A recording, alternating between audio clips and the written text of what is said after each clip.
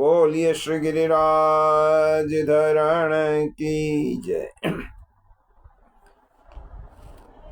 શ્રીમદ ભાગવત પુષ્ટિ સત્સંગ સાથે ફેસબુકના માધ્યમથી જોડાયેલા આપ સૌ વૈષ્ણવ ભાઈ બહેનોને સાનુને જય શ્રી કૃષ્ણ। આપના હૃદયમાં બિરાજમાન પરમ કૃપાળુ પરમાત્માને વંદન કરી આપણે શ્રી ઠાકોરજી, શ્રી મહાપ્રભુજી, શ્રી યમુનાજી, શ્રી ગુસાઈજીના યુગલ ચરણ કમલોમાં સદૈન્ય દંડવત કરી આજના સત્સંગનો પ્રારંભ કરી। પ્રિયજનો, આજે શ્રાવણ સુદ એકાદશી।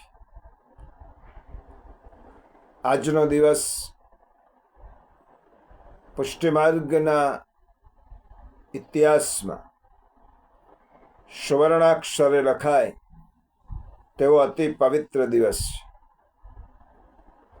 આજે પુત્રદા એકાદશી અને પુષ્ટિમાર્ગીય રીતે પવિત્ર એકાદશીનો આજનો દિવસ। આજના સત્સંગના ક્રમમાં આપણે 11નું પૌરાણિક મહાત્મ્ય ખૂબ સંક્ષેપમાં સાંભળી પવિત્ર એકાદશી દિન વિશેષની વાત કરી। સિદ્ધાંત રહસ્યનું ગોપનીય જે વાત છે તે બ્રહ્મ સંબંધ અને આજના દિવસે પવિત્રાની કેટલીક વાતો યથા સમય આપણે વિચારીશું।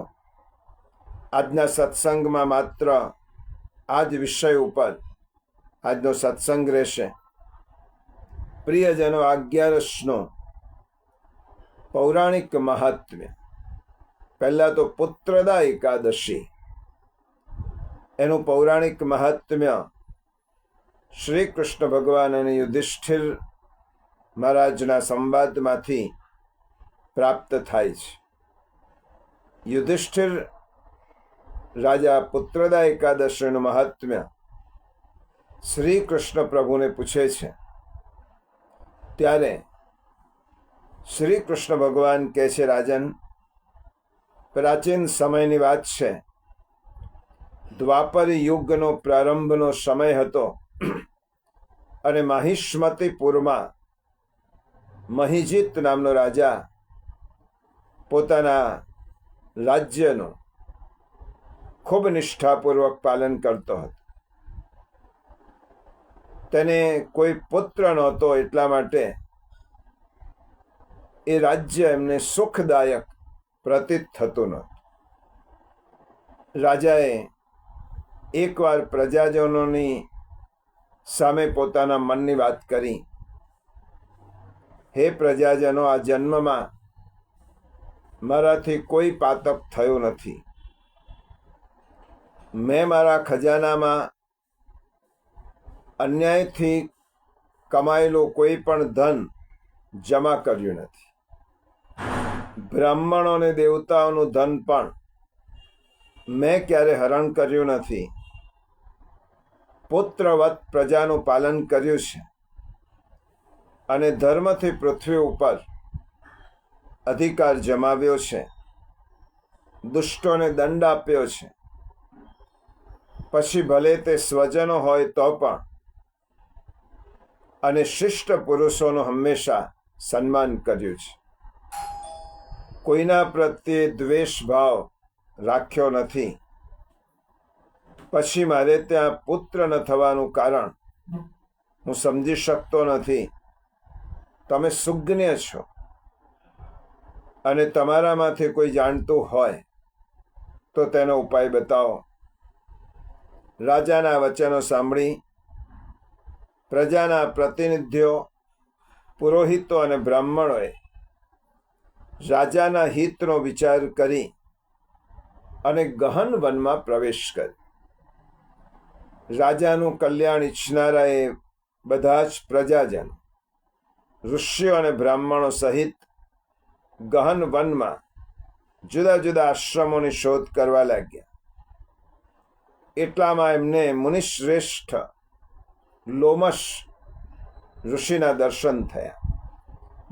લોમશ મુનિ ધર્મના તત્વજ્ઞ, સંપૂર્ણ શાસ્ત્રોના જાણકાર, દીર્ઘાયુ અને ખૂબ ઊંચી કોટીના મહાત્મા હતા. તેમનું ચરિત્ર અન્ય પુરાણોમાં જોવા મળે છે. તેઓ બ્રહ્માજી સમાન તેજસ્વી કાંતિ ધરાવતા હતા. એક એક કલ્પ વીતતા એમના શરીરનો એક એક લોમ વિશીર્ણ થાય છે, તૂટીને જેમ પડે છે. તેથી એમનું નામ લોમશ પડ્યું છે. આ મુનિના દર્શનથી બધાને ખૂબ હર્ષ થયો અને લોકોને પોતાની પાસે આવેલ જોઈ લોમશજીએ તેમને આગમનનું કારણ પૂછ્યું.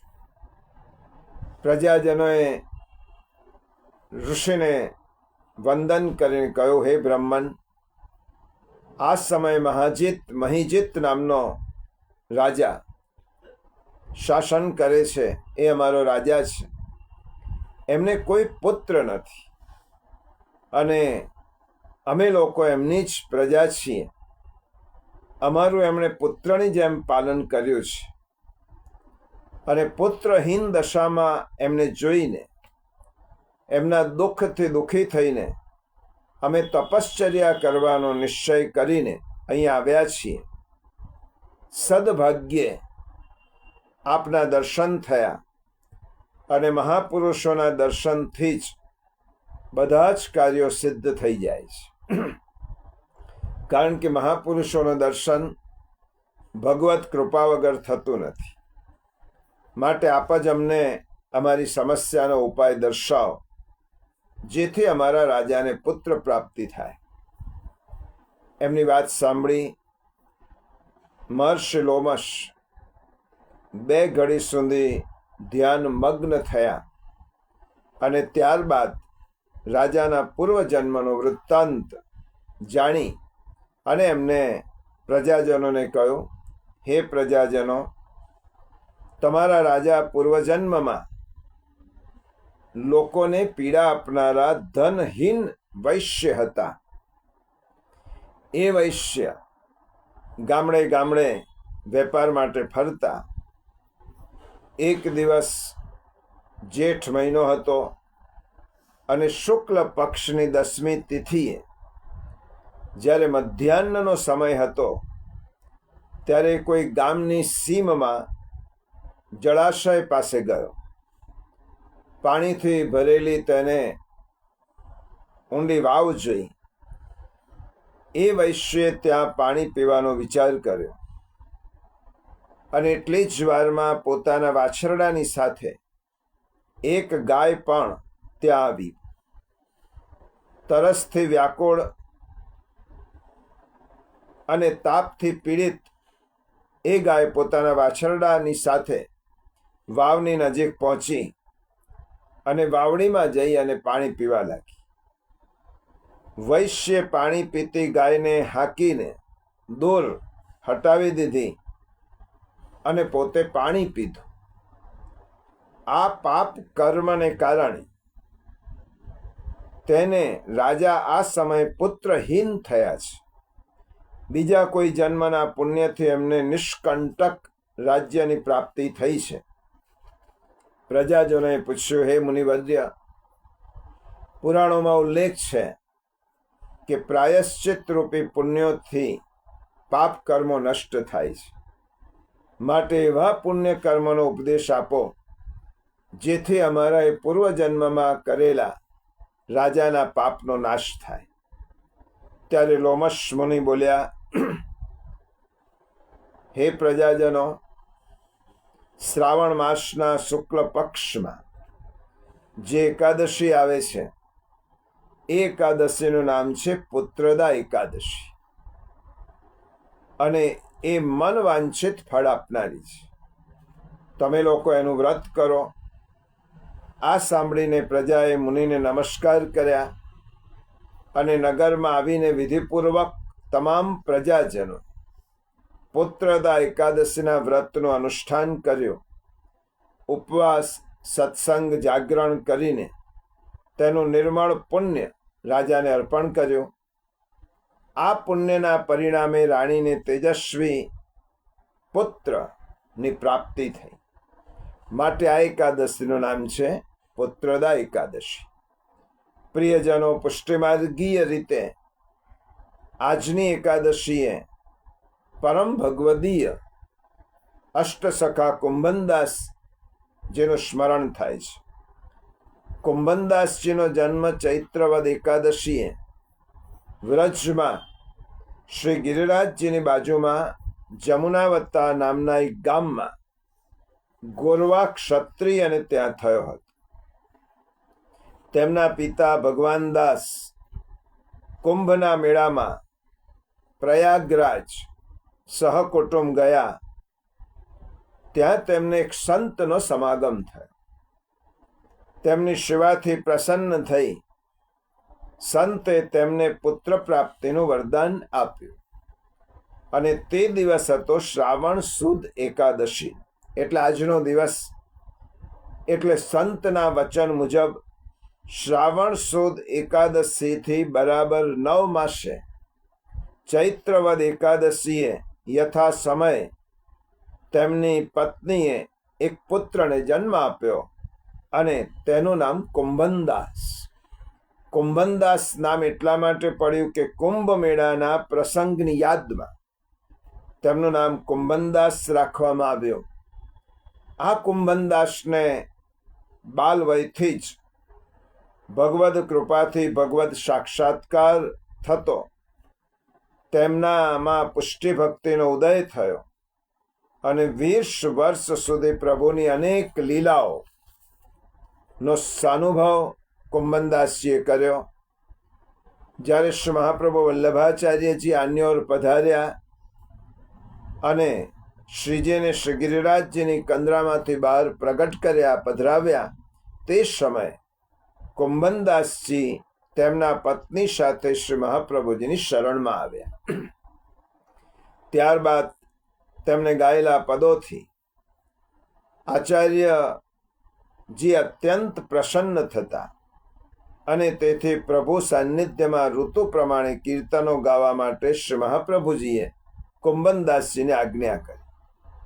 શ્રી ગુસાઈજીને અષ્ટસખાની સ્થાપના કરી ત્યારે શ્રીજીના રાજભોગના સમયે કુંભનદાસજીને કીર્તન સેવા કરવાની આજ્ઞા કરી હતી.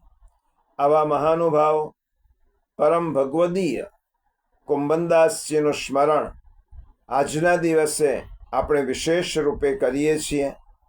આપણા કુળમાં પણ કુંભનદાસ જેવો પરમ ભગવદીય પુત્ર થાય, સંતતિ થાય તેવી મનોભાવના વ્યક્ત કરી 11ના મહાત્મ્ય અને પૌરાણિક મહાત્મ્યને વિરામ આપી. પ્રિયજનો, શ્રાવણ સુદ 11ના દિવસને આપણા પુષ્ટિ સંપ્રદાયમાં પવિત્ર એકાદશીના ઉત્સવ રૂપે મનાવવામાં આવે છે. આ દિવસ પછીનો જે શ્રાવણ સુદ 12નો દિવસ, આજે 12 પણ છે, કારણ કે આજનો દિવસ આપણે 11નું વ્રત કર્યું છે, પણ તિથિ પ્રમાણે 12 છે. શ્રી મહાપ્રભુજીની આજ્ઞા છે કે 12ના વેદવાળી 11નું વ્રત થઈ શકે. એટલા માટે આજના દિવસને આપણે પુષ્ટિ માર્ગના પ્રાગટ્ય દિવસ તરીકે પણ મનાવીએ છીએ. આ મંગલ દિવસે શુભ મુહૂર્તમાં, એટલે શ્રવણ નક્ષત્રમાં ભદ્રા ન હોય ત્યારે પવિત્રાનું અધિવાસન કરી પવિત્રા ધરાવાય છે.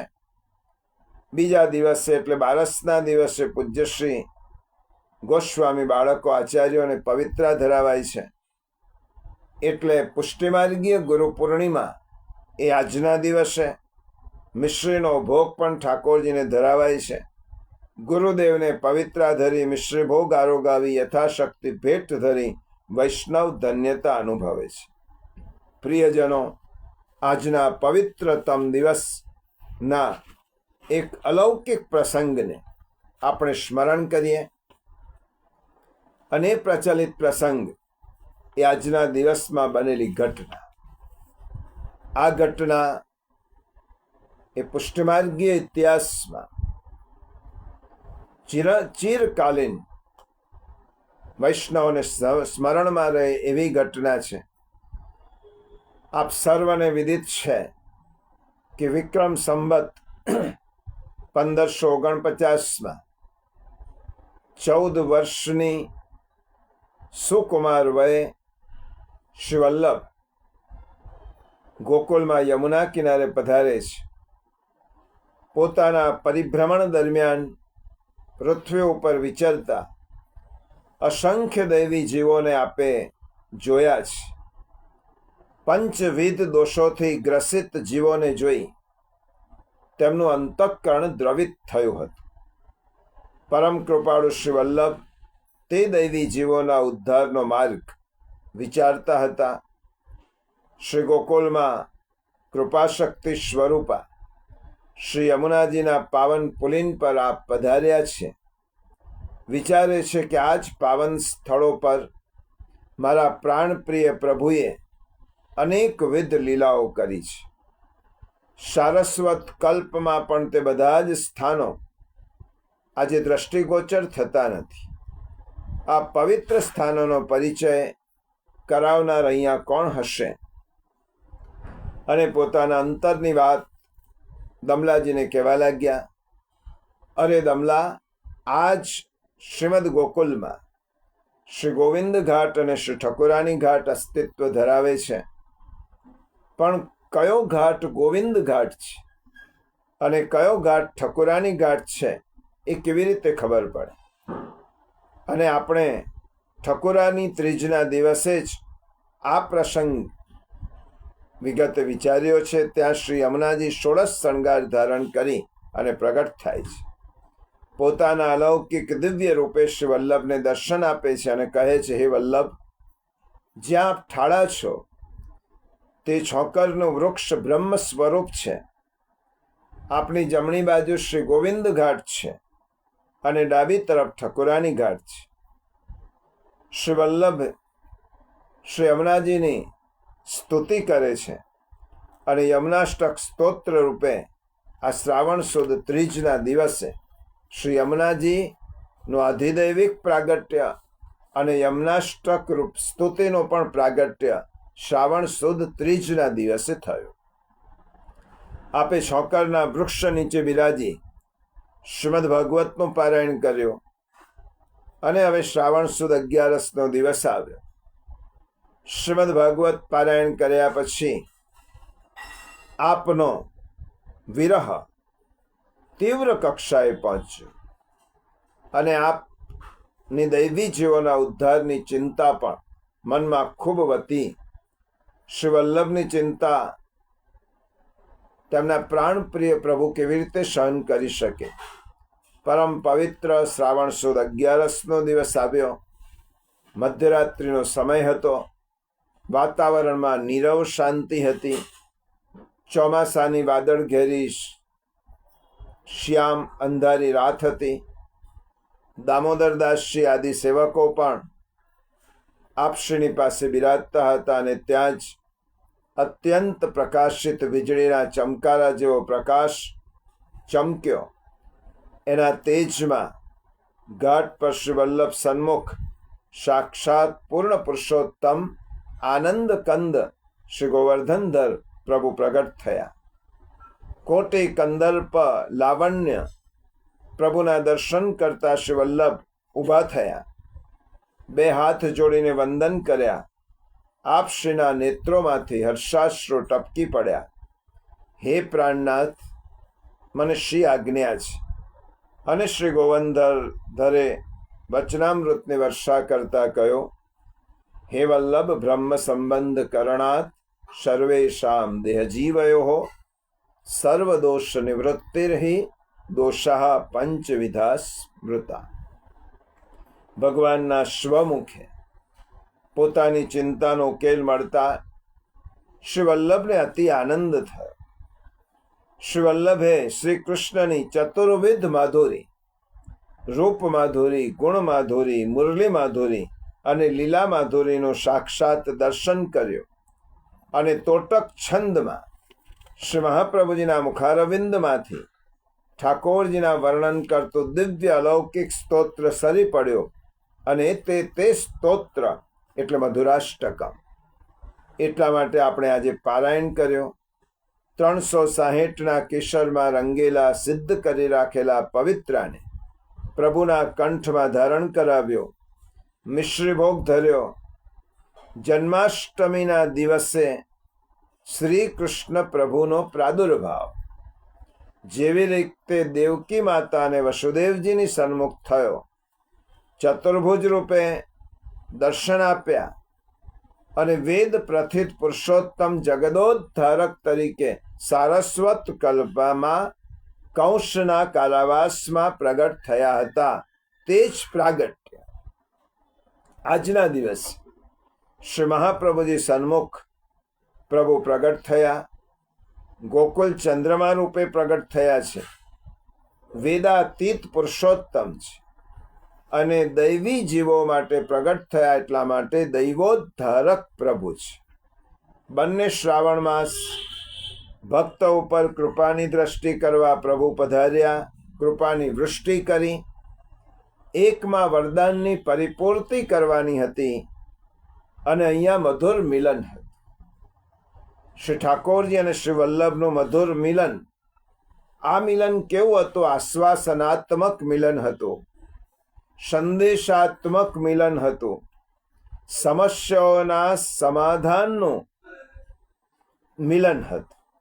એટલે જે પુષ્ટિ માર્ગમાં જે 4 મહારાત્રિઓ ગણાય છે તેમાંની આજની રાત્રિ એટલે શ્રાવણ સુદ એકાદશીની રાત્રિ સંયોગાત્મક મહારાત્રિ ગણાય.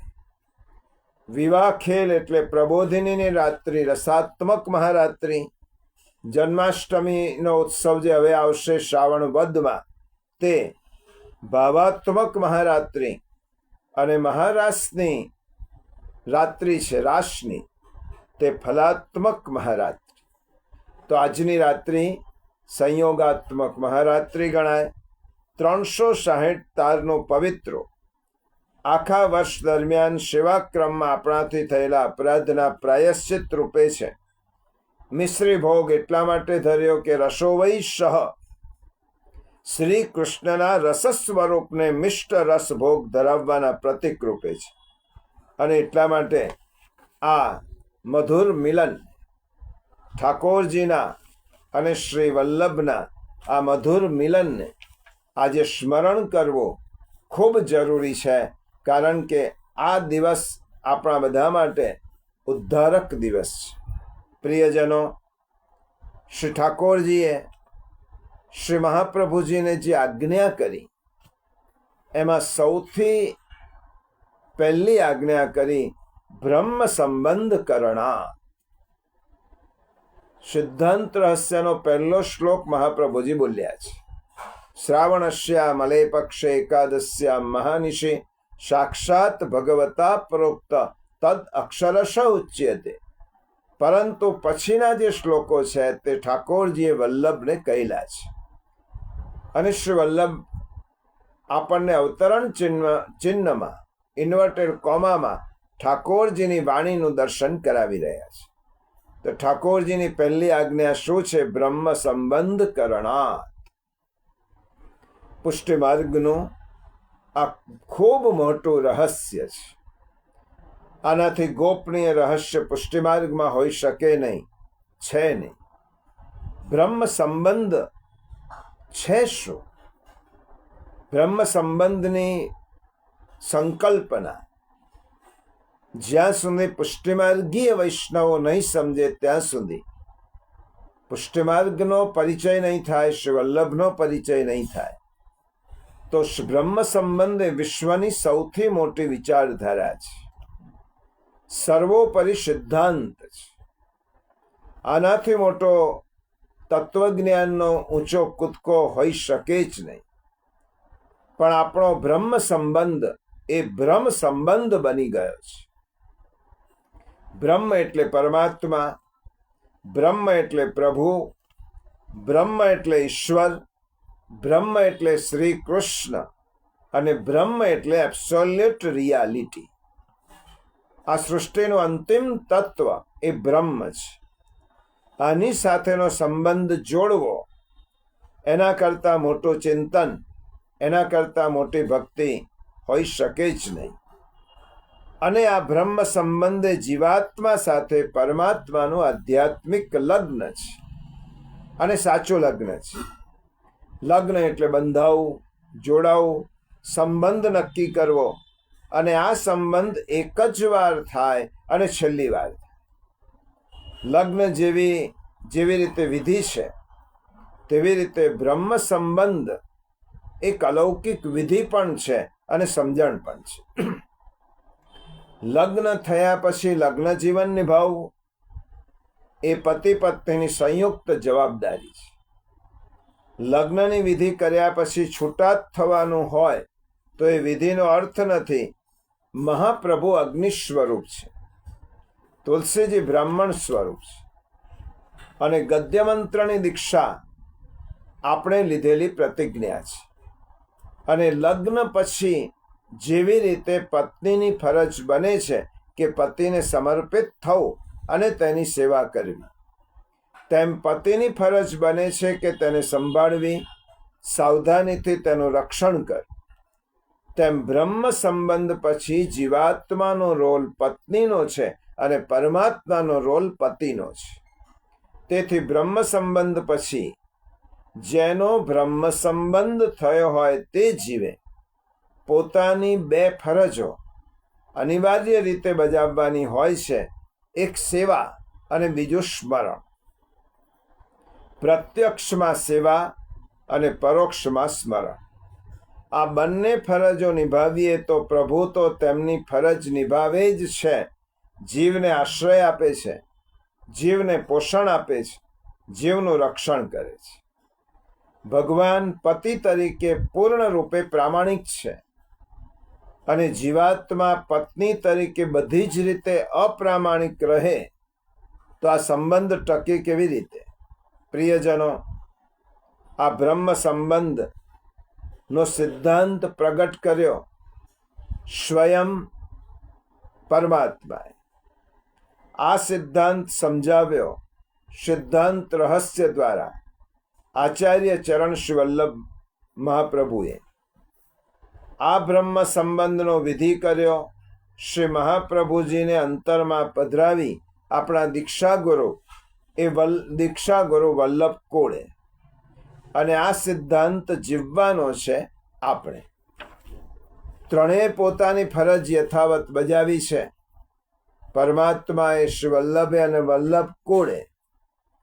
હવે આપણા પક્ષે જીવાત્મા જ્યારે તેની ફરજ ચૂકી ગયો છે, પલંગ કે ખાટલો કે ખુરશી, ચાર પાયા જો તેના મજબૂત હોય તો તે સ્થિર રહે. આપણી ભક્તિરૂપી ખાટલો કે ખુરશી કે પલંગ સ્થિર નથી, કારણ કે ત્રણ પાયા તો છે જ, પરંતુ આપણો એક પાયો, આપણો ટેકો જ નથી. એ ટેકો આપણે ઊભો કરવાનો છે. પ્રિયજનો, બ્રહ્મ સંબંધની વાત માત્ર વિધિ કરવાથી વૈષ્ણવ થઈ જવાતું નથી. ઉલટો વિધિ કર્યા પછી તેનું વિધાન ન પાડીએ તો આપણે અપરાધી ગણાય.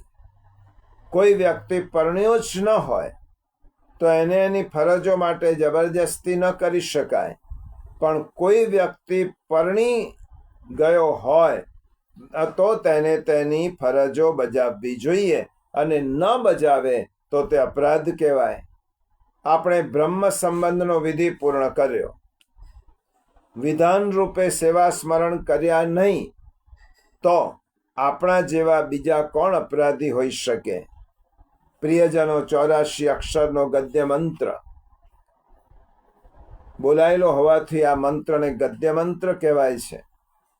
તે દ્વારા જીવાત્મા શ્રી ઠાકોરજી સમક્ષ મૌખિક પ્રતિજ્ઞા નિવેદન કરતો હોવાથી તેને નિવેદન મંત્ર પણ કહેવાય છે.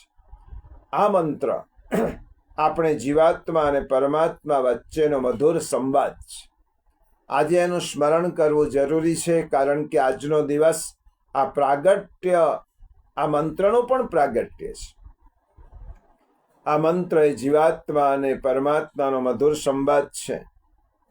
શરૂઆતમાં જીવાત્મા કહે છે પોતાની ઓળખ પોતાના દોષ બતાવે છે. હે કૃષ્ણ, તમારાથી વિખૂટા પડે મને અગણિત વર્ષો થઈ ગયા છે.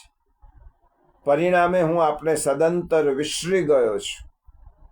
તમને ફરી મેળવવાનો મારો તાપ, ક્લેશાત્મક, વિરહાત્મક આનંદ મારામાંથી જતો રહ્યો છે.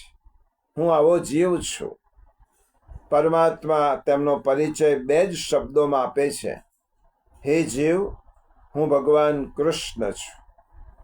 ભગ એટલે ઐશ્વર્ય, સર્વ ઐશ્વર્યો વાળો હું છું. કૃષ્ણ એટલે સર્વોપરી શક્તિમાન અને પૂર્ણાનંદ છું. હું સર્વ ઐશ્વર્ય, સર્વોપરી શક્તિ અને પૂર્ણાનંદ ધરાવનાર છું. મારાથી મહાન બીજો કોઈ નથી. જીવાત્મા કહે છે, હે પ્રભુ, હું તમારો સ્વીકાર કરું છું. મારું શરીર, મારી ઇન્દ્રિયો, મારા પંચ પ્રાણ, અંતઃકરણ તમને સમર્પિત કરું છું. મારી પત્ની, સંતાનો, કુટુંબીજનો, ધન, સંપત્તિ, આ લોકનું મારું સમગ્ર જીવન અને મારા પરલોક પણ હું આપને સમર્પિત કરું છું. હે પ્રભુ, હું આપનો દાસ છું. હે કૃષ્ણ, હું તમારો છું અને તમે જ મારું શરણ છો. પરમાત્મા શ્રી કૃષ્ણ જીવાત્માના આ બિનશરતી શરણ અને સંપૂર્ણ સમર્પણનો હંમેશ માટે સ્વીકાર કરે છે. આ બ્રહ્મ સંબંધની દીક્ષા શ્રી વલ્લભ હૃદયમાં બિરાજી અને મહાપ્રભુજી સ્વયં આપે છે. જીવાત્મા એના સર્વસ્વનું સમર્પણ ભગવાન શ્રી કૃષ્ણ શ્રી ગોપીજન વલ્લભ ગોવર્ધનધર પ્રભુને કરે છે. ગુરુ શ્રી મહાપ્રભુજી કે ગુરુદ્વાર એટલે બ્રહ્મ સંબંધ મંત્રદાતા ગોસ્વામી આચાર્યશ્રીને કરતો નથી. બ્રહ્મ સંબંધની આ મંત્ર દીક્ષા વાચિક છે, વાણીથી જ. તે લૌકિક અને કાયિક નિવેદન બનવું જોઈએ. કન્યા લગ્ન માટે યુવાનને પસંદ કરી બોલ આપે તે વાચિક નિવેદન, વાચિક સ્વીકાર, અને ભાવિ પતિને મનથી, બુદ્ધિથી સ્વીકારે અને તેની સાથે સહજીવન જીવવા માટે તૈયાર થાય તે લૌકિક સ્વીકાર. પતિ ગૃહે રહી પતિની સેવા કરે તે કાયિક સ્વીકાર. આજકાલ આપણો બ્રહ્મ સંબંધ વાચિકથી અટકી જાય છે. હું તારો છું, પછી આપણા કર્તવ્યનો વિચાર જ આપણે કરતા નથી. પરિણામે બૌદ્ધિક અને કાયિક નિવેદન થતું જ નથી. પરિણામે આપણો બ્રહ્મ સંબંધ અધૂરો રહે છે. જે હેતુ માટે આ સંબંધ બન્યો તે હેતુ સિદ્ધ થતો નથી. આ શ્રી મહાપ્રભુજી પૂર્ણતયા આપણો બ્રહ્મ સંબંધ પ્રભુ સાથે થાય એવી શ્રી મહાપ્રભુજીની ઈચ્છા છે. અને આપણે બ્રહ્મ સંબંધ લીધો, થયો, પણ અમારે સેવા અને સ્મરણ કરવાનો સમય જ નથી. પ્રિયજનો, આનાથી મોટો અપરાધ હોઈ શકે નહીં. આપણે બ્રહ્મ સંબંધની દીક્ષા લીધી, પ્રભુને પતિ તરીકે સ્વીકાર્યા, પ્રભુની સામે આપણે કોલ આપ્યો, પ્રભુ હું આપનો છું. હે કૃષ્ણ, આપનો છું, આપનો દાસ છું. તો દાસ તરીકે મારી 2 ફરજો છે, સેવા અને સ્મરણ. આપણાથી થતું નથી.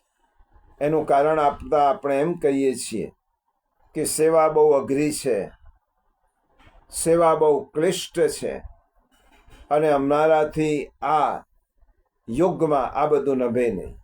પ્રિયજનો, સેવા અઘરી નથી. સેવા અઘરી આપણે બનાવી દીધી છે. સેવા અઘરી છે જ નહીં. શ્રી મહાપ્રભુજી આપણને કેટલા વિકલ્પો આપ્યા છે. તેમાંથી આપણે છેલ્લા વિકલ્પનું પણ પાલન ન કરી શકતા હોઈએ તો આપણે વૈષ્ણવ તરીકે આપણી ફરજ ચૂક્યા છીએ.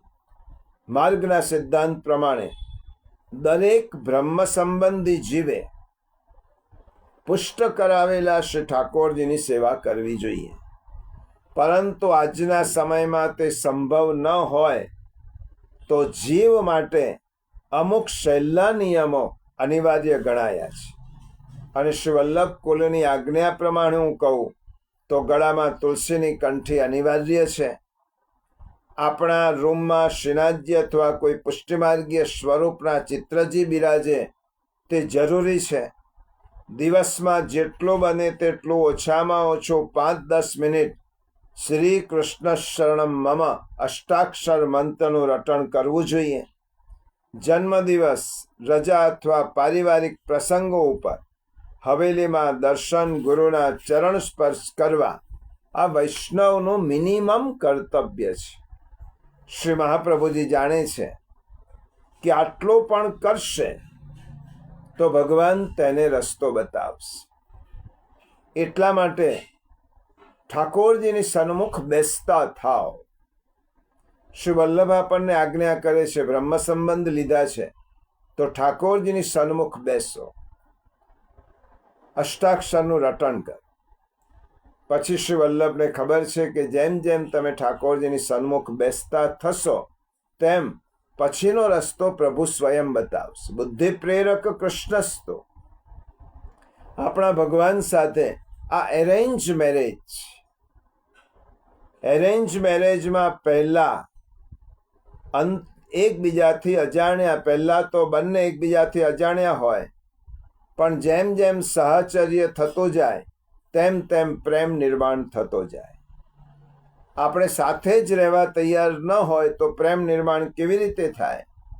માટે દિવસના 24 કલાકમાં 10 મિનિટ માટે પ્રભુનું સાહચર્ય માણવાનું છે. આ સેવાની શરૂઆત છે.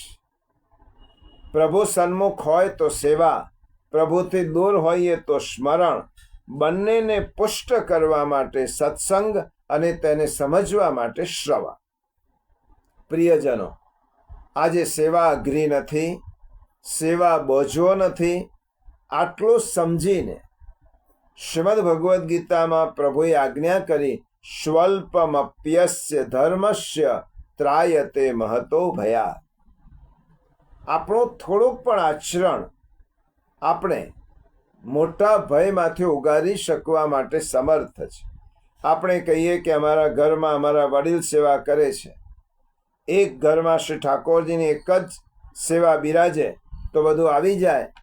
સૈદ્ધાંતિક રીતે સેવા બધાએ કરવી પડે, કારણ કે ભગવાન બધાના પતિ છે અને ભગવાનને હજારો પત્નીઓ છે.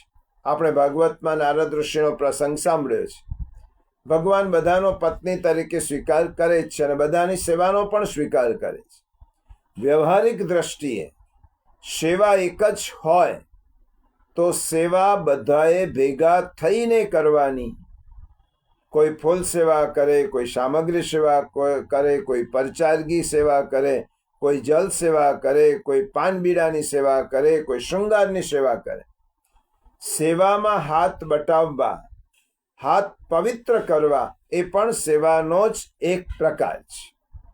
ઘર એક હોય તો સેવા ભલે એક જ થાય, પણ તેમાં બધાનું યોગદાન લાકડી અડકાળવા જેટલું તો હોવું જ જોઈએ.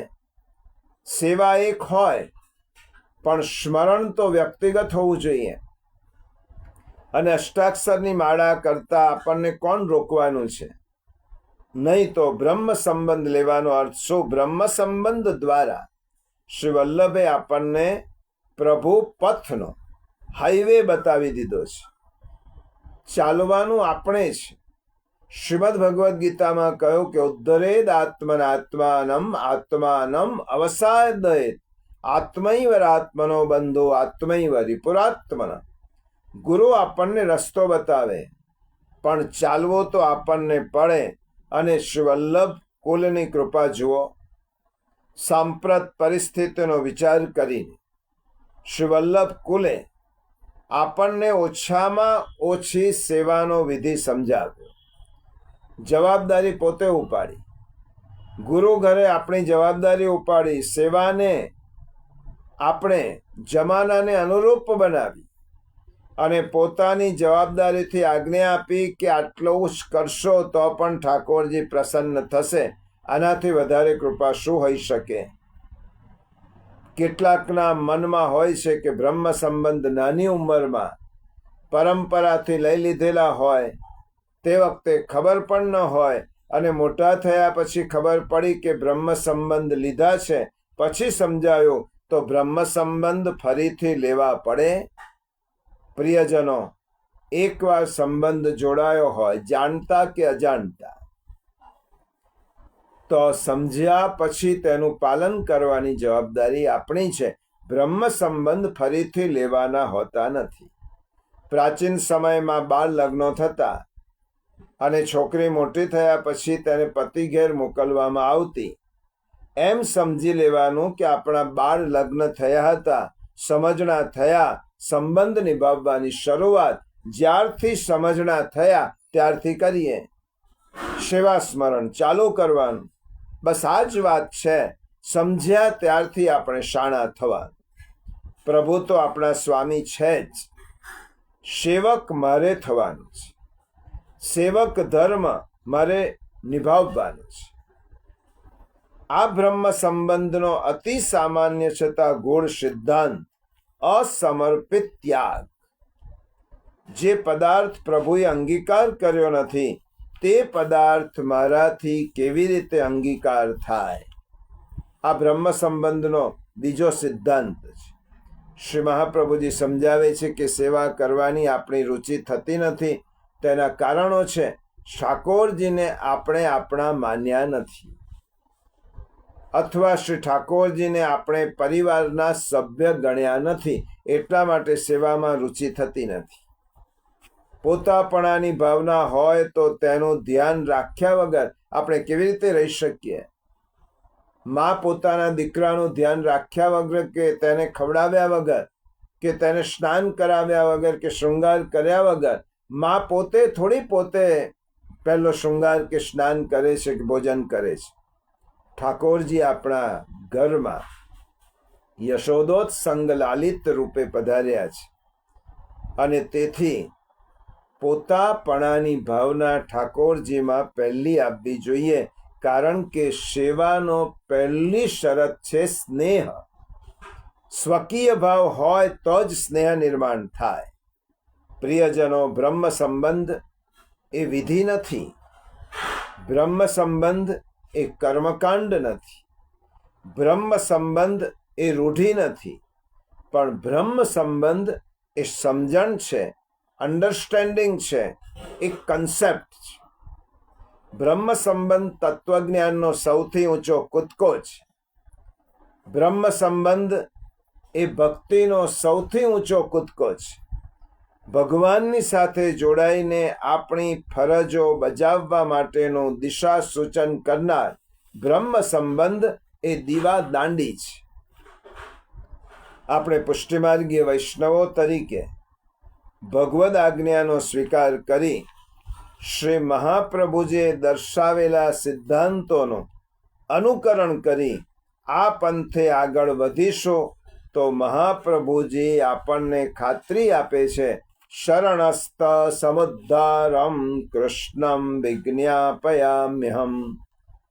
આપણે જેની સેવા કરવાનું કહ્યું છે તે શ્રી કૃષ્ણને ક્યારે પણ આપણે લૌકિક માનવાની ભૂલ ન કરવાની. કારણ કે પ્રભુમાં દેહભાવ નહીં જોવાનો. પ્રભુ કેવા છે? શરણસ્ત સમુદ્ધારમ. પ્રભુમાં દેહભાવ નહીં, દેવભાવ, અને એના કરતા પણ દિવ્ય ભાવ આપણે માનીશું તો આ બ્રહ્મ સંબંધ આજના દિવસનો આ એક મહત્વનો મેસેજ શ્રી વલ્લભનો આપણી સામે રજૂ કરવાનો હતો. અને બીજો વાત છે, આજે પવિત્ર એકાદશી છે. પવિત્ર વિશે આજે થોડુંક જાણવું, આજનો દિવસે આ જાણવું ખૂબ જરૂરી છે. પ્રિયજનો, શ્રી વલ્લભે એકાદશીની મધ્યરાત્રિએ ગોકુલ ચંદ્રમા રૂપે શ્રી પ્રભુને પવિત્ર ધરાવ્યા, મિશ્રી ભોગ ધર્યો અને મધુરાષ્ટકમથી પ્રભુની સ્તુતિ કરી. તો શ્રાવણ સુદ 11 આપણે પવિત્ર એકાદશી માનીએ છીએ. આ પુષ્ટિમાર્ગીય શબ્દ છે. પવિત્ર એકાદશી શા માટે? અગિયારસના દિવસે શ્રી ઠાકોરજીને પવિત્ર ધરાવાય છે અને શ્રાવણ સુદ બારસના દિવસ ગુરુદેવને પવિત્ર ધરાવાય છે. તો આ પવિત્રાનું મહત્વ શું છે એ સમજવું ખૂબ જરૂરી છે. દ્વાદશ્યામ વાસુદેવસ્ય પવિત્રારોપણમ સ્મૃતમ. આપણા પુષ્ટિમાર્ગીય સિદ્ધાંત એમ કહે છે, સુરદાસજી પણ પોતાના પદમાં ગાય છે, પહેરન કો દિન આયો પવિત્રા પહેરન કો દિન આયો. શ્રાવણ સુદ બારસના દિવસે પણ ઠાકોરજીને પવિત્રા ધરવાનું વિધાન છે. આપણે એમ જ સમજીએ છીએ કે પવિત્ર અગિયારસે ઠાકોર દ્વાદશ્યામ વાસુદેવસ્ય પવિત્રારોપણમ સ્મૃતમ. દ્વાદશીના દિવસે પણ પ્રભુને પવિત્રા ધરી શકાય. પવિત્રા ધરાવવા શા માટે? પવિત્ર એકાદશી પુષ્ટિ સંપ્રદાય ના શ્રી ઠાકોરજીનો પ્રાગટ્યોત્સવ છે. હમણાં જ આપણે જોયું કે આજના દિવસનું મહત્વ જન્માષ્ટમીના દિવસ કરતાં જરા પણ ઉતરતું નથી. કારણ કે કંસના કારાવાસમાં દેવકી અને વસુદેવજી સન્મુખ વેદ પ્રથિત પુરુષોત્તમ પ્રગટ થયા, જગદોદ્ધારક પુરુષોત્તમ પ્રગટ થયા અને ગોકુલમાં આજની મધ્યરાત્રિએ શ્રી વલ્લભની સન્મુખ દૈવોદ્ધારક વેદાતીત પુરુષોત્તમનો પ્રાગટ્ય થયું. આ પ્રાગટ્ય એ નંદ મહોત્સવ જેટલો જ તેનું મહત્વ છે અને એટલા માટે પવિત્રા ધરતી વખતે આજે સુરદાસજીનું વ્રજ ભયો મહર કે પોત જબયહ બાત સોની એ સુરદાસજીનું કીર્તન આજના દિવસે પણ ગવાય છે. પવિત્ર એકાદશી પુષ્ટિમાર્ગનો પ્રાગટ્યોત્સવ છે. શ્રી કૃષ્ણનો પ્રાગટ્યોત્સવ વ્રજમાં નિસ્સાધન જીવો માટે થયો, એવી રીતે અત્યારના જીવો માટે શ્રી ઠાકોરજીનું પ્રાગટ્ય પવિત્ર અગિયારસના દિવસે શ્રી મહાપ્રભુજી સન્મુખ થયું. આ પ્રભુનું પ્રાગટ્ય એ ગુરુ રૂપમાં છે. પ્રભુ આપણા પુષ્ટિ માર્ગના આદ્ય ગુરુ છે. કારણ કે ગુરુમંત્ર પ્રભુએ આપ્યો છે શ્રી મહાપ્રભુજી દ્વારા. તેથી પુષ્ટિ માર્ગમાં આજે ગુરુ પૂજનનો દિવસ પણ છે. આદ્ય ગુરુ રૂપે શ્રી ઠાકોરજી એ શ્રી મહાપ્રભુજી દ્વારા આપણને બ્રહ્મ સંબંધ આપ્યો. પુષ્ટિ પ્રભુ તો અને પુષ્ટિપથ નો પ્રાગટ્ય દિવસ ગણાય. મર્યાદા માર્ગીય ભક્તો પણ પવિત્રોત્સવ મનાવે છે. પૂજાનું એક ચક્ર પૂરું થાય, પૂજાનું એક ચક્ર પૂરું થયું તેના ઉપલક્ષમાં પવિત્રોત્સવ મનાવવાનું વિધાન મર્યાદા માર્ગમાં પણ છે. અને વર્ણાશ્રમ પ્રમાણે બ્રાહ્મણોનું એક વર્ષ બળેવના દિવસે પૂરું થાય, ક્ષત્રિયનું એક વર્ષ દશેરાના દિવસે પૂરું થાય, વૈશ્યનું એક વર્ષ દિવાળીના દિવસે પૂરું થાય, શૂદ્રનું એક વર્ષ હોળીના દિવસે પૂરું થાય. આવી રીતે વૈષ્ણવનું એક વર્ષ પવિત્ર એકાદશીએ પૂરું થાય. આ પૂજાનું એક વર્ષ પવિત્ર અગિયારસે પૂરું થાય. આપણે ત્યાં શ્રી ઠાકોરજીની પૂજા સ્વતંત્ર રીતે કરવામાં આવતી નથી, બરાબર સમજો, પરંતુ સેવાના અંગ રૂપે કરવામાં આવે છે. તે પણ સ્થાયી ભાવથી કરવામાં આવતી નથી, સંચારી ભાવથી ક્યારેક ક્યારેક કરવામાં આવે છે. જેથી પ્રભુ પ્રત્યે આપણા દૈન્ય ભાવને ભૂલી ન જઈએ માટે શ્રી ઠાકોરજીને પવિત્ર ધરાવીએ છીએ. જેમ આ સમજાવવા માટે કહું છું, જેમ જૈનોમાં પર્યુષણ પર્વ આવે છે અને તેમાં મિચ્છામી દુક્કડમ કહીને દરેક જૈન ભાઈઓ એકબીજાને મળી આપસમાં થયેલી ભૂલોની ક્ષમા યાચના કરે છે. દેવ પૂજામાં પવિત્રોત્સવ, આ મર્યાદા માર્ગની વાત છે પહેલા, પછી પુષ્ટિને સમજીએ. દેવ પૂજામાં પવિત્રોત્સવ આપણું મિચ્છામી દુક્કડમ છે. એટલે પૂજા કે સેવામાં જે ભૂલો આપણાથી જાણતા અજાણતા થઈ ગઈ હોય તેના પ્રાયશ્ચિત રૂપે કે ક્ષમા રૂપે વર્ષના કુલ 360 દિવસના 360 તારનું પવિત્રો આપણે આ ભાવથી શ્રી ઠાકોરજીને ધરાવીએ છીએ. પ્રાચીન બાળકો, ભગવદીય જનો તથા વિદ્વાન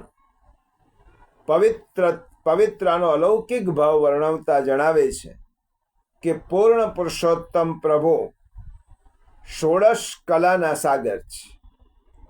તે 6 ઋતુમાં વિવિધ લીલાઓ કરે છે. આ સમજવા જેવું છે કે પ્રભુ કેવા છે? 16 કલાના સાગર છે. અને ઠાકોરજીની લીલાઓ 6 ઋતુમાં થાય છે. તો 16 ગુણ્યા 6 કરીએ તો 96 થાય. હવે તેમાં 3 પ્રકારના ભક્તો છે: તામસ, રાજસ અને સાત્વિક. હવે ત્રિગુણ એટલે 96 ગુણ્યા 3 કરીએ તો 288 થાય. અને 288માં 12 મહિના ઉમેરી દઈએ, 12 માસ ઉમેરીએ તો 300 થાય. અને એક ઘડીમાં 60 પણ ઉમેરીએ તો 360 થાય. એ 360 સૂતરનું પવિત્રો શ્રી પ્રભુને ધરવું જોઈએ. આ એક મત થયો. હવે અમારી ક્ષમાયાચનાને આપ કંઠમાં ધારણ કરો અને અમને ક્ષમા કરો. સેવા કે પૂજા કરતી વખતે આપણાથી જીવ સ્વભાવવશ કંઈક ને કંઈક અપરાધ થતા જ હોય છે. પુષ્ટિ માર્ગમાં આ ભાવથી ઠાકોરજીને આપણે કેવું હોય તો કહી શકાય: ક્ષમા બળન કો ચાહીએ, છોટન કો ઉત્પાત. પ્રભુને આપણે એમ કહીએ કે પ્રભુ આપ તો બહુ મોટા છો, અમે તો નાના છીએ. આપ ક્ષમા નહીં કરો તો કોણ કરશે? અમે નાના છીએ ને અમે ભૂલો નહીં કરીએ તો કોણ કરશે? અમે તોફાન નહીં કરીએ તો કોણ કરશે? પ્રભુ ક્ષમા બળન કો ચાહીએ, છોટન કો ઉત્પાત. હું તો અપરાધોથી ભરેલો છું અને આપ ક્ષમાના સાગર છો. એટલા માટે યાદ્રસોસી હરે કૃષ્ણ તાદ્રશાય નમો નમ. યાદ્રસોસ્મી હરે કૃષ્ણ તાદ્રશમ મામી પાલય. પૂજાના પ્રકારની જેમ આપણે પવિત્ર માફી માગવાના ભાવથી નહીં પણ મિશ્ર ભાવથી ધરવાના છે. પવિત્ર કેવા ધરવા? મર્યાદા માર્ગમાં ક્ષમાનો ભાવ છે અને સેવા માર્ગમાં મિશ્ર ભાવ છે. હવે પવિત્ર કેવા ધરવા? પવિત્ર ધરાવવામાં સર્વપ્રથમ સૂતરનું જ પવિત્રો આવે. આ સમજી લો. શાસ્ત્રમાં લખ્યું છે: કૃતે મણિમયમ કાર્ય ત્રેતાયામ હેમસંભવમ દ્વાપરે પટ્ટસૂત્રંચ કલૌ કાર્પા સમુચ્યતે. અર્થાત સતયુગમાં મણિમય પવિત્ર, ત્રેતામાં સુવર્ણથી નિર્મિત પવિત્ર, દ્વાપરમાં રેશમનું અને કલયુગમાં સૂતરનું પવિત્રો ધરાવવું એવી શાસ્ત્રની આજ્ઞા છે. પવિત્રને અમને રામાર્ચન ચંદ્રિકા અનુસાર હેમમ, રૌપ્યમ, તામ્ર, ક્ષૌમય, સૂત્રય, કોશેય, પદ્મજય, કુશૈ, કાશૈશ્ચ, કાર્પાસય, બ્રાહ્મણ્યા, કીર્તિતય, શુભય. એટલે કે સોનું, ચાંદી, તાંબુ, રેશમ, કમલના સૂત્રો, કુશ, કાશ, કપાસ, અને તે પણ બ્રાહ્મણ સ્ત્રીના હાથે કાતવામાં આવેલું એ પવિત્રને પવિત્રો ગણાય. પવિત્ર કેવી રીતે સિદ્ધ કરવા? તો કૃત્વા ત્રિગુણિતમ સૂત્રમ નિર્ગુણી કૃત્ય શોધયેત તત્રોત્તમમ પવિત્રમ તો ષષ્ઠ્યા સ શનૈસ્ત્રિભિ. નારદ મુનિ કહે છે કે સૂત્રને 3 ગણું કરવું, 3 ગણા સૂત્રને ફરીથી 3 ગણું કરવું. અને શાસ્ત્રમાં પંચગવ્ય એટલે કે ગૌમૂત્ર, ગોબર, ગાયનું દૂધ, ગાયનું દહીં અને ગાયનું ઘી તેનાથી પવિત્ર કરવાનો નિર્દેશ. પરંતુ પુષ્ટિ માર્ગમાં અધિવાસન કરવામાં આવે છે. અધિવાસન એટલે અમંગલની નિવૃત્તિ અર્થે મંગલની કામનાનો હેતુ રાખવો, એને અધિવાસન કહેવાય. હવે પવિત્રામાં 360 દિવસના હિસાબે શાસ્ત્રને આપેલા આદેશ અનુસાર પ્રતિદિન પ્રભુને નવીન વસ્ત્ર ધરાવવું જોઈએ. એ ભાવથી 360 તારનો પવિત્રો ઉત્તમ છે. ત્યાર પછી ગૌણ પક્ષમાં 270 તારનું મધ્યમ છે અને 180 તારનું કનિષ્ઠ છે. માટે ઉત્તમ એ કહેવાય કે 360 તારનું પવિત્ર કરવું. એક મત પ્રમાણે તેમાં વિધિ મુખ્ય છે. શ્રી મહાપ્રભુજીના ગોપીજન પ્રણીત માર્ગમાં આવો ભાવ નથી. તેથી પવિત્રના તાર 360 હોવા જરૂરી નથી, કારણ કે પુષ્ટિ માર્ગ એ પ્રેમ લક્ષણા ભક્તિનો માર્ગ છે અને આપણે ત્યાં નિત્ય નવા વસ્ત્રની રીતિ નથી. જન્માષ્ટમીનો શૃંગાર નવમીએ રહે, દિવાળીના વસ્ત્ર અન્નકૂટમાં પણ હોય અને પ્રબોધિનીના દ્વાદશીએ પણ હોય છે અને બીજા કેટલાક ઉત્સવોમાં તે જ વસ્ત્ર શૃંગાર બીજા દિવસે પણ રહે છે. તેવી રીતે પવિત્રામાં 100 ગાંઠ ઉત્તમ, 50 ગાંઠ મધ્યમ અને 36 ગાંઠ કનિષ્ઠ મનાય છે. શિષ્ટાચાર અનુસાર સૂતરના પવિત્રાને પ્રથમ સ્થાન આપી પછી ઉલટા ક્રમથી દ્વાપર, ત્રેતા, સતયુગના પવિત્રા ધરાવવાનો ક્રમ છે. હવે પવિત્રા ધરાવી ગદ્ય મંત્રના ઉચ્ચાર પૂર્વક પ્રભુના ચરણારવિંદમાં તુલસી સમર્પવામાં આવે છે. કેવી રીતે ધરાય?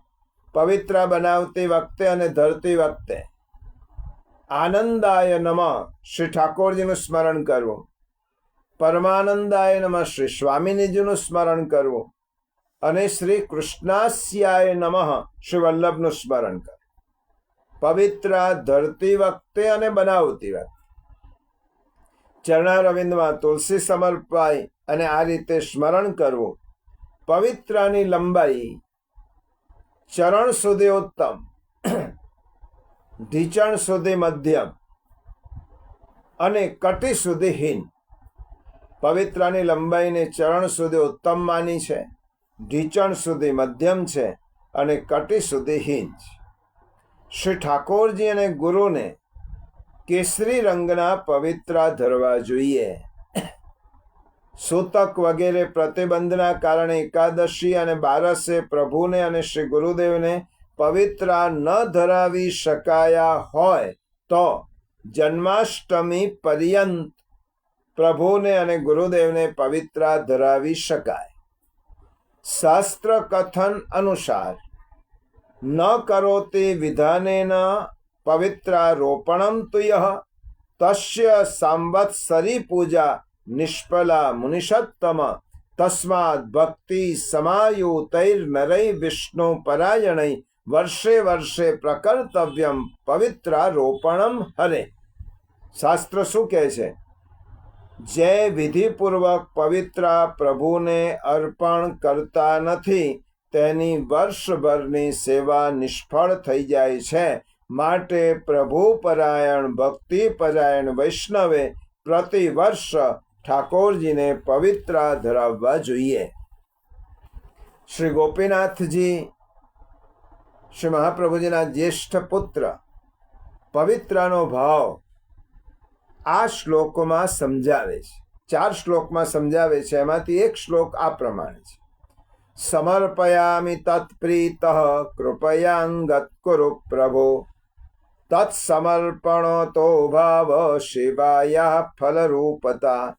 હે પ્રભુ, આખા વર્ષના દિવસોમાં જે સેવા કરી હોય તેને પવિત્રતાના સૂત્રો રૂપે બહુ જ આનંદના અનુભવને કારણે આપણે ધરાવી સ્નેહ પ્રગટ કરી આમાં કેવળ મારું સર્વસ્વ સમર્પણ ભક્તિભાવથી કરવાનો ભાવ વ્યક્ત કરવા માટે આ પવિત્રો હું ધરાવી અને મારા હૃદયના ભાવને પ્રગટ કરું છું.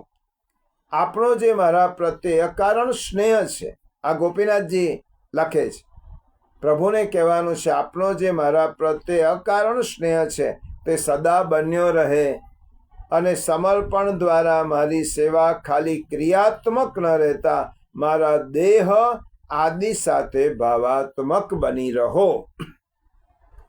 આપણે ત્યાં ગોપીજનોના વિવિધ ભાવોની માલા પવિત્રના રૂપમાં પ્રભુને ધારણ કરી છે. આનાથી ત્રણેય લોક પવિત્ર થયા છે.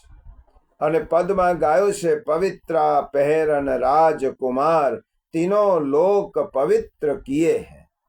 અતિ પવિત્ર પ્રિયા બહુ વિલસત નિરખ મગન भयो मार परमानंद पवित्र की माला श्री गोकुल की निजना.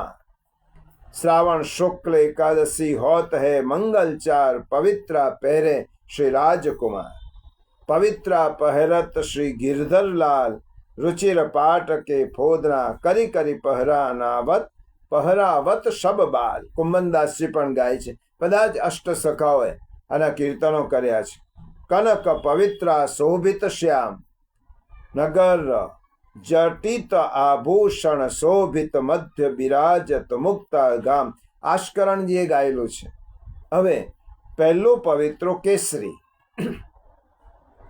બીજો શ્રી મહાપ્રભુજીના ભાવથી. આપ મુખારવિંદ રૂપ હોવાથી પ્રભુના શ્રી મુખારવિંદ સામે જોઈને ધરવું. પહેલો પવિત્રો કેસરી, બીજો શ્રી મહાપ્રભુજીના ભાવથી, કારણ કે મહાપ્રભુજી મુખારવિંદ છે, કૃષ્ણાશ્રય છે અને પ્રભુના મુખારવિંદ સામે જોઈને ધરવું. પ્રભુને 3 દિવસે ભેટ થાય. જન્માષ્ટમીના પારણાના સમય, દિવાળીના દિવસે હટડીના સમય અને પવિત્રાના દિવસે પ્રભુને ભેટ થાય. પહેલી 2 ભેટ એ પ્રભુની કહેવાય અને ત્રીજી ભેટ એ ગુરુની કહેવાય. પવિત્રામાં પહેલા કેસરી કેમ ધરાય? પ્રભુના પિતાંબરના ભાવથી. પછી અનેક ભક્તોનો આ સ્વીકાર રૂપે બીજા રંગીન પવિત્રા ધરાવાય છે.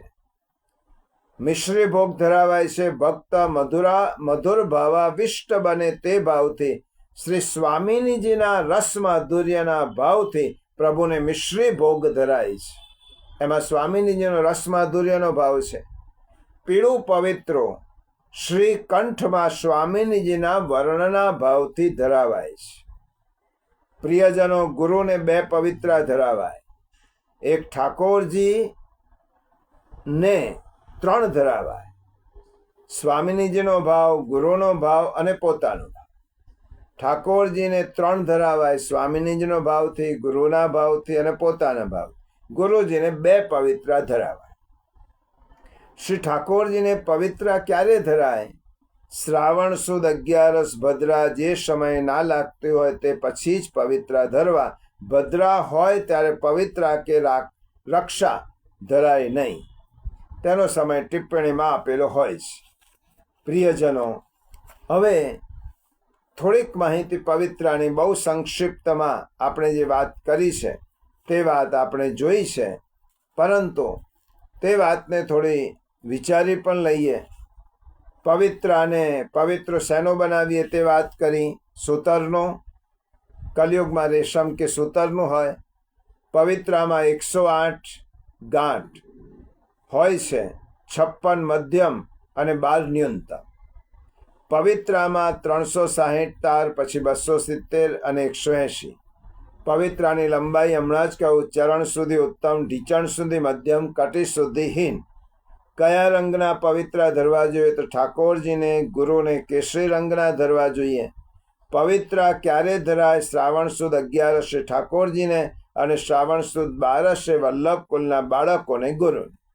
પવિત્રા ધરાવતી વખતે શું કરવું જોઈએ? કેસરી મિશ્રી કે કેસરી પેંડો પણ આરોગાવો જોઈએ. સન્મુખ બેસી સર્વોત્તમનો પાઠ કરવો જોઈએ અને બાકીના દિવસોમાં ઘરે અચોક શ્રી મહાપ્રભુજીને ગુરુજીના ચિત્રજીને 2 પવિત્રા ધરીને પુષ્ટિ શ્વાંગમાં બેસીને સર્વોત્તમો પાઠ થાય. પવિત્ર બનાવતી વખતે આપણે આનંદાય નમઃ અને ધરતી વખતે આનંદાય નમઃ, પરમાનંદાય નમઃ, શ્રી કૃષ્ણસ્યાય નમઃ. પવિત્ર જાતે બનાવવા ઉત્તમ, વેચાતા લાવવા તે ન બનાવી શકાય તો. શ્રી ઠાકોરજીને પવિત્ર શ્રાવણ સુદ 11 ભદ્રા જે સમય ન હોય તે સમય ધરાય.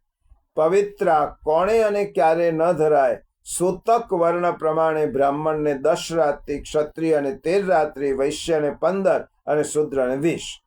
સુવાવણ હોય, જનના શૌચ હોય, રજસ્વલા ધર્મ હોય, મદિરા, જુગાર, માંસ ભક્ષણ, અખાદ્ય પદાર્થો ખાનારે, અન્યાશ્રય કરનારે, ભગવદ નિંદા કરનારે, ભક્ત નિંદા કરનારે, ગુરુ નિંદા કરનારે, દેવ દ્રવ્ય કે ગુરુ દ્રવ્ય, વૈષ્ણવ દ્રવ્ય ખાનારે, બીજાનું શોષણ કરનાર, બીજાના અધિકાર પર તરાપ મારનાર, વેદ નિંદા, કૃષ્ણને મનુષ્ય ગણનાર, આચાર્યને મનુષ્ય ગણનાર, સ્વરૂપને મૂર્તિ ગણનાર અને ગંગા યમુના જેવી નદી, ગોપી ચંદન વગેરે, શાલિગ્રામ વગેરેને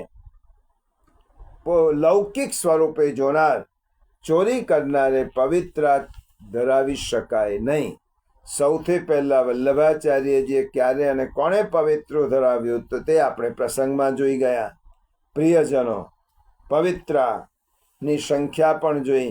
આ રીતે આ પવિત્ર એકાદશી આટલી વસ્તુ શ્રી મહાપ્રભુજીએ અને તેમના પશ્ચાતવર્તી આચાર્યોએ અને શાસ્ત્રોમાં જે પવિત્ર ધરવાના નિયમો બનાવવાની પદ્ધતિ કઈ છે તે આપણે સમજ્યા.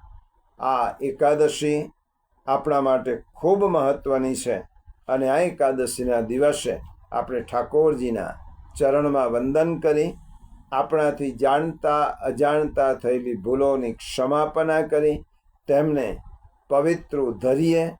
આપણે ત્યાં પુષ્ટિ માર્ગમાં ભાવ મુખ્ય છે અને દ્વાદશીના દિવસે પવિત્ર ગુરુને ધરીએ.